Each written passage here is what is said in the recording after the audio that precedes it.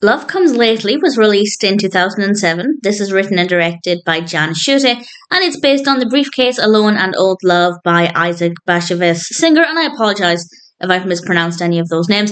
And it stars Otto Tausig as Max. We also have Rhea Perlman as Reisel. And Max is a Jewish writer. He's Austrian, but he moved to New York.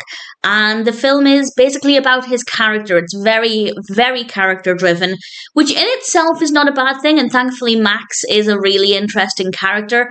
But I feel like the narrative itself just wasn't that interesting. I just didn't enjoy the journey. I enjoyed watching the character, but I found the narrative itself to be kind of boring. And I thought I'd connect with it more as a writer.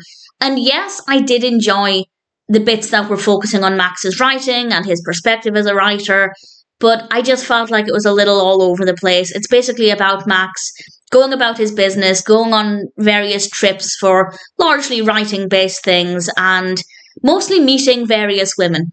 And there are some other things happening in the narrative. It's not completely void of any story.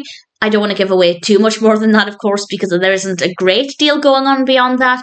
But I just found it to be rather dull and just a little bit too scattered, not very well structured. So I didn't enjoy the story at all, or what there is of a story. But I did really like Max. I really liked Max as a character. I thought Otto Tausig did a great performance, and I enjoyed following his journey, even if the journey itself was not the most interesting. Obviously, well, I say obviously, you might not know this, but I'm watching every feature film that features the Cheers cast, and obviously, based on that, I really enjoyed Rhea Perlman in this. She's in it a reasonable amount, so I'm quite happy with that. So I don't mind having watched it. There are some positive aspects to it. It certainly feels quite creative, but that doesn't necessarily mean that I enjoyed it. So the story is not great.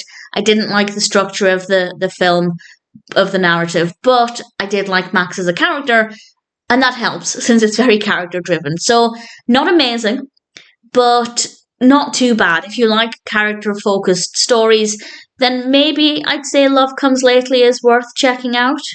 I wouldn't watch it again, but as a one-time watch, I guess it wasn't too bad. And if it sounds like it might appeal to you, if you want to see what Max is like as a character, then sure, check it out. I wouldn't watch it again, but it's not too bad.